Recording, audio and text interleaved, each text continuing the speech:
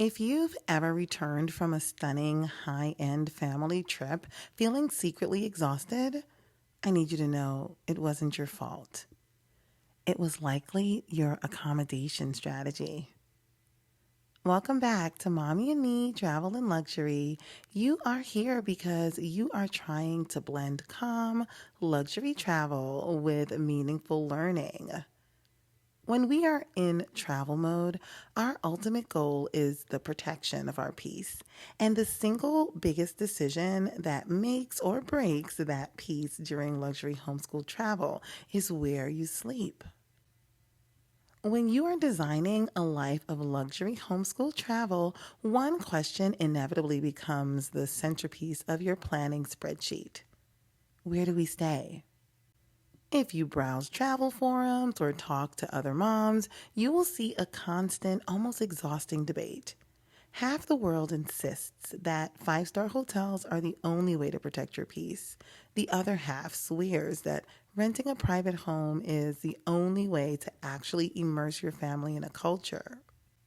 In other words, on one side you have the luxury hotel suite, butler service, an elegant kitchenette stocked with your child's favorite snacks, room service, and total ease. On the other side, a spacious, private luxury home where your family can truly spread out, settle in, and build a beautiful day routine. When I sit down to plan our itineraries, I don't get caught up in that debate. Instead, I objectively look at the pros and the cons. I weigh the emotional luxury of a 24-hour concierge against the practical need of a homeschool dining table. Today, we are going to stop guessing. I am giving you my exact framework to decide between a luxury suite and a private home for your next trip. We are looking at this strictly through the lens of emotional luxury, protecting your time, space, and your ease. And at the very end, I will tell you how I sequence these two options on longer trips so you get the ease first and the routine and immersion afterward without forcing yourself to choose only one. Now, let's dive in. Let's walk through the first scenario, the luxury hotel strategy. Imagine this. You've just stepped off a long-haul flight. You are deeply in travel mode, transitioning into a new time zone.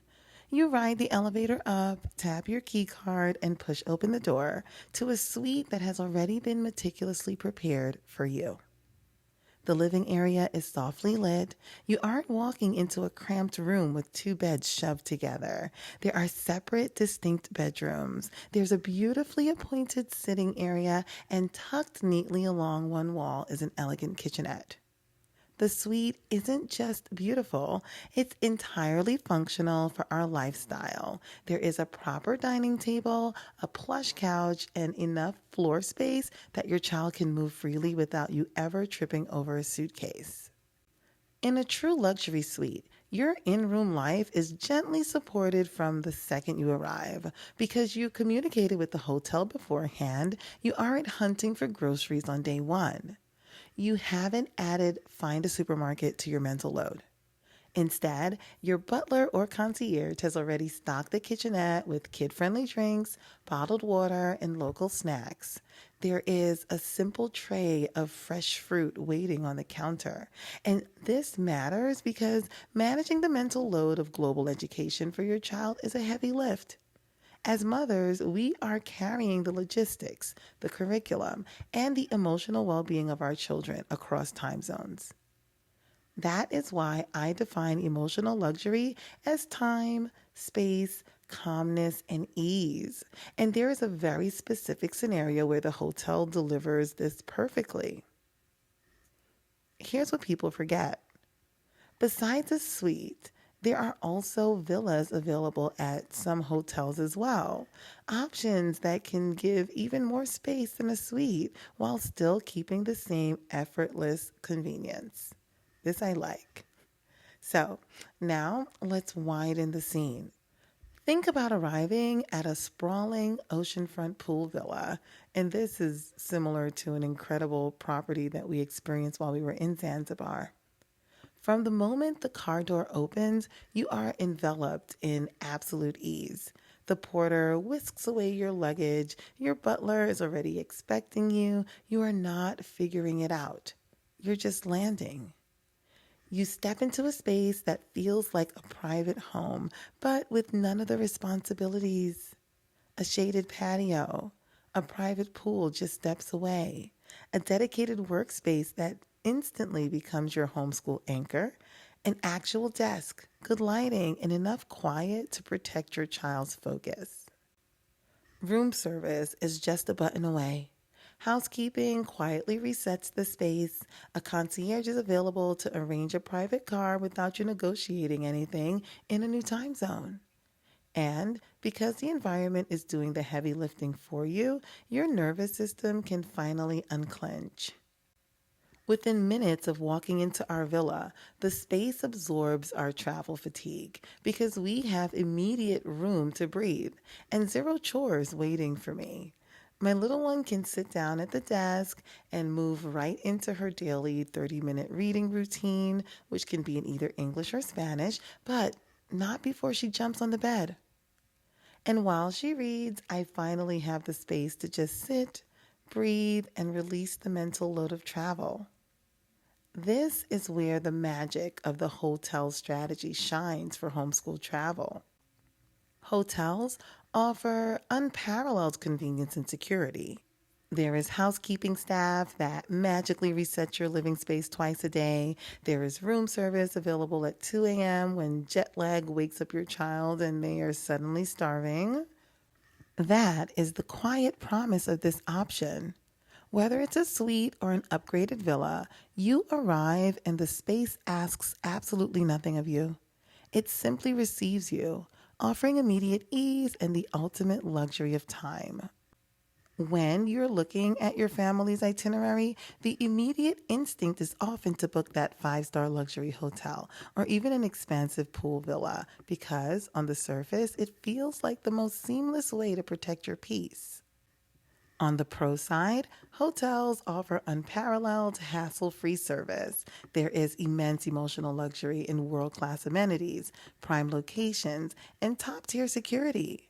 Plus, many five-star resorts offer incredible on-site educational programs, cultural classes, cooking demonstrations, guided tours. The hotel essentially acts as your personal, zero-effort curriculum coordinator. And when you're on a short vacation, a hotel is flawless. However, luxury homeschool travel is not a vacation, it is a lifestyle. You are living your real life with real educational goals, just in a more beautiful location. And when you try to live your real life inside the rigid structure of a hotel for weeks on end, this is where the hotel option can quietly start to crack. First, there is the rigidity of time. In a hotel environment, you are bound by their schedule. If breakfast ends at 10 in the morning, your family's natural waking and learning rhythm has to be interrupted to meet their timeline. Even in a gorgeous suite, you are still operating on someone else's timeline. Working your child's deep focus reading blocks around fixed housekeeping schedules, and sometimes whispering during a history discussion because you share a wall with another guest. And then there's food fatigue.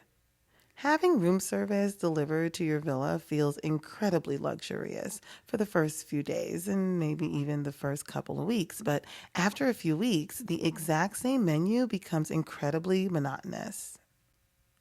Over a longer trip, dining out for every single major meal, even with the most exquisite room service or five-star restaurant downstairs, starts to feel less like a luxury and more like an obligation. The emotional luxury of ease slowly turns into the friction of schedule. Your child gets tired of restaurant behavior, and you get tired of coordinating it.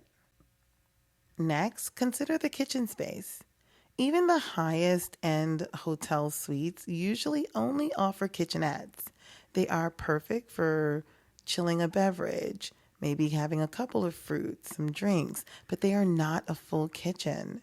This actually hinders your child's lived education to a degree because you lose the ability to manage a more balanced home cooked diet or teach practical hands on food handling skills. Then there is the lack of personalization. You cannot rearrange their beautifully curated furniture to suit your child's learning style. Your luxury homeschool routine has to mold to their floor plan. And finally, the long term cost of a hotel suite or a nice villa. It compounds drastically over time compared to other luxury options. That is usually the exact moment your family needs a pivot. You realize that you no longer need the hotel to protect you from the environment. You are ready to actually step into the environment. Hotels offer the immense pro of ease and security, which is priceless when you are exhausted. But the con is that for deep, long term lived education, the restrictive meal times, the monotonous menu, the rigid floor plans, and even the cost compounding can eventually stifle your rhythm. This brings us to the second scenario, the private luxury home. I want you to completely change the scene in your mind. We are no longer in a carpeted hallway. You unlock the door, and the very first thing that hits you isn't just the beauty of the space, it is the profound sense of room to breathe. The air moves differently here. There is a full, gleaming kitchen. There are separate rooms, distinct bedrooms where doors can actually close, but we also get that in our suite or in our villa. There's a living room that's entirely and exclusively yours and real space. The biggest pro is that you can physically move the furniture. You can designate the dining table as a permanent art and geography station. You can set up a cozy reading nook in the living room that doesn't have to be packed away every morning when housekeeping arrives. You create a home-like environment that lets homeschooling happen naturally. And because you have a full kitchen, you bypass the monotony of room service and open up entirely new avenues for cultural immersion. You can visit local markets, bring regional ingredients back, and use your own kitchen as a culinary classroom. The luxury here isn't being served, it's having the control to live well, eat well, and let learning unfold at a calmer pace. This is where the environment does the heavy lifting for you. When you have beautiful, separate spaces, learning stops feeling like a chore you have to schedule and starts feeling like a natural extension of your morning. It is also significantly more cost effective for longer stays, and it allows your family to live with the rhythm of a local neighborhood. But we have to acknowledge the cons. Private homes have variable security compared to a gated resort, and there is no 24/7 concierge to handle your logistics. You are trading hassle free service for space and immersion. Let me give you an example of how a private home completely shifts the educational experience. Let's look at our time in Morocco. When we book a private luxury villa, my goal is never to simulate being at home so I can do mundane chores in a different country. I am not spending my precious travel time navigating a chaotic local grocery store trying to figure out what to cook for dinner. That is not emotional luxury for me. Instead, we use the private kitchen as a cultural classroom. In Morocco, because we had this sprawling, beautiful private space, we were able to hire a local private chef to come directly into our kitchen. My little one and I didn't just eat Moroccan food, we learned the history of the spices in our own home. We stood at the counter in our comfortable clothes, learning how to properly prepare a tagine from an expert. We had a private hands-on cultural immersion class right in our living space. No crowds, no rushed restaurant service, no stress. Just pure, deep, connected learning. This is the homeschool edge of a private home. The luxury here isn't having someone turn down your bed. The luxury is having the space to bring the culture to you on your terms. You dictate the pace. You create a routine that feels as grounding as your home base, but as enriching as the country you're visiting. However, to be completely transparent, there is a trade off. The ease of a private home relies heavily on your own project management. There is no concierge downstairs to instantly fix a broken Wi Fi router so you can upload your work. If you need a private driver at 6 a.m., you are the one researching, vetting, and booking that service. You are trading the white glove service of a hotel for the emotional luxury of space, privacy, and routine. So, the private home gives us our roots. It offers the physical space to spread out and build a genuine personalized daily routine, but it requires you to hold the logistical framework.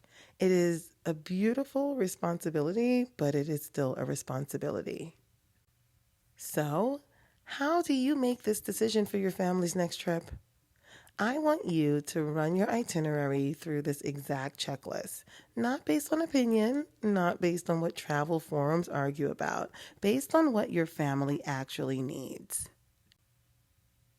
First, let's start with service and amenities. Do you want daily housekeeping or room service? Is having a concierge or 24/7 front desk important? Do you prefer full service amenities, spa, gym, restaurants, and all of the just press a button ease? And be honest, will you miss hotel perks like turn down service or breakfast buffets? Personally, I don't think I'd miss a buffet, but the turn down service is also important to me. Next, look at your family and homeschooling needs. Do you need multiple bedrooms so your child can actually sleep, reset, and focus well? Is there a dedicated area for homeschooling or remote work, an actual space that supports deep attention? Is the Wi Fi reliable and fast enough for online learning? Can you cook or prep meals to support your routine? And is there room for your child to play, relax, and spread out without everything feeling compressed into one space? Now, consider location and accessibility. Is it close to educational attractions, parks, or museums?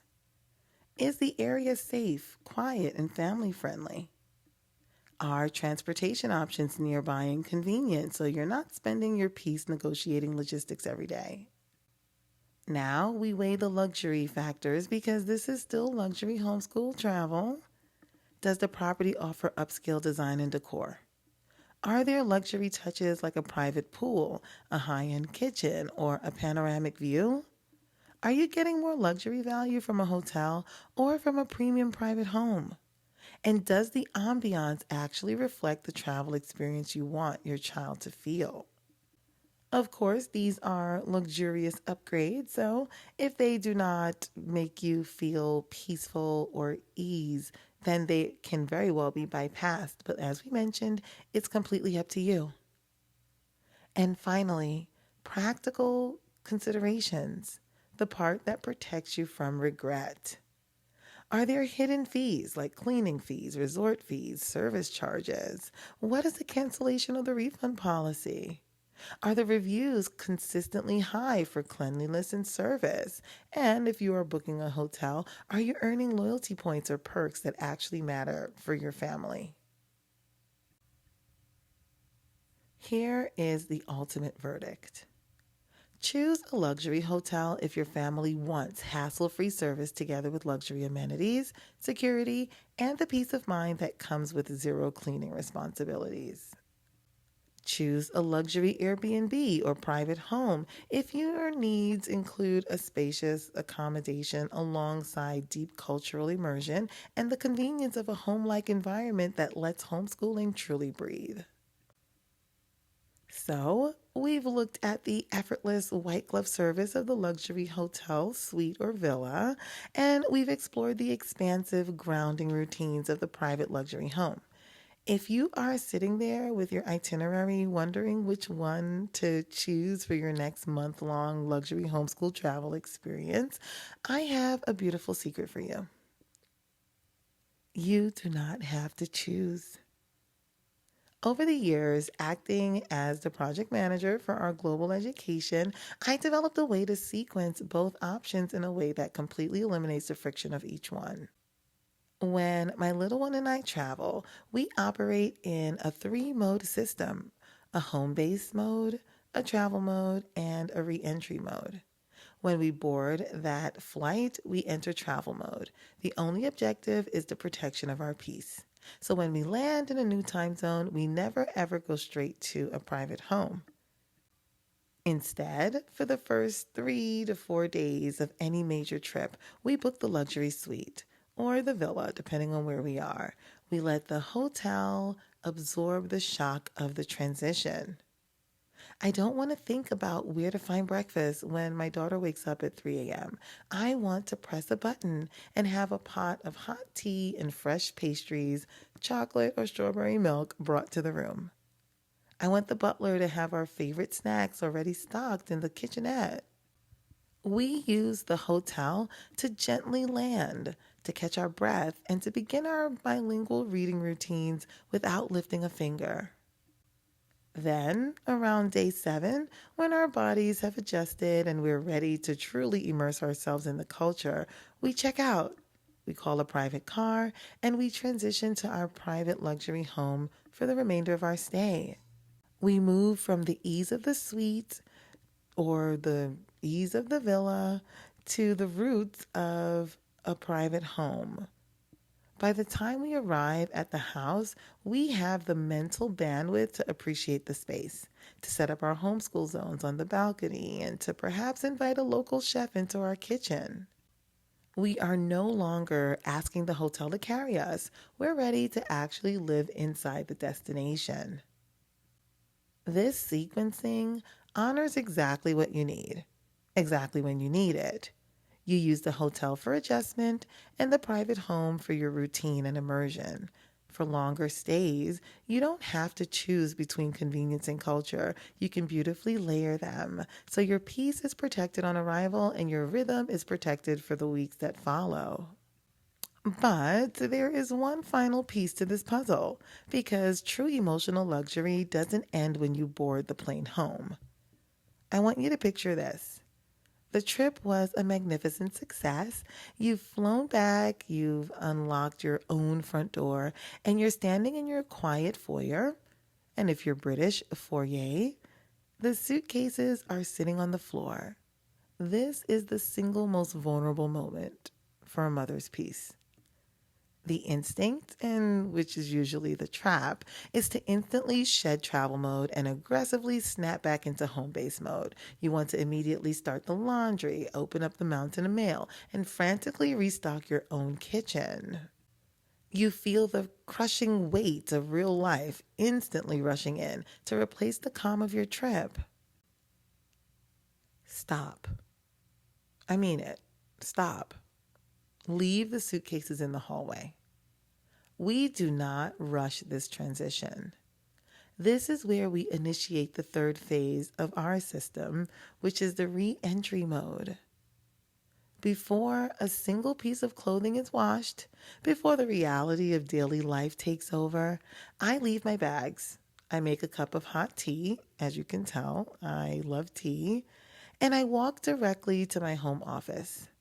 I sit down at my desk in the absolute quiet of my own home, and I perform the re-entry desk routine. The re-entry desk routine for me is how we process the profound experience we just gave our children before the mundane world demands our attention, and we definitely do not take it for granted. I sit at my desk and I take out my travel journal and my itinerary spreadsheet. For 30 dedicated minutes, I just process the landing. I write down what worked beautifully. I note the moments where my little one's language skills suddenly clicked into place in a foreign country.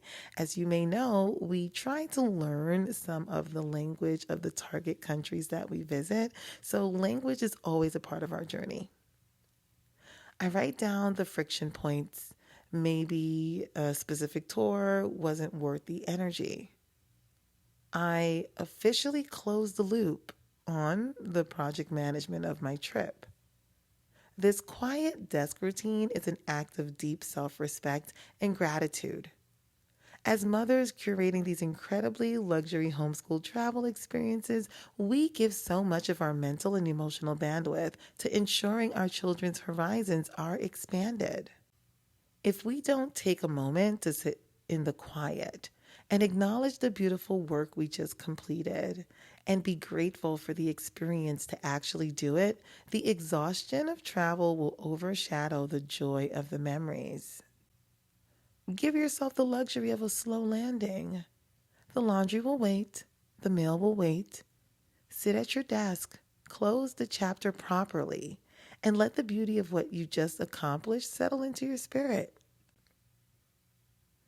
Creating a life of intentional, emotional, luxurious travel for your family is a beautiful journey, but you do not have to figure out all the logistics alone.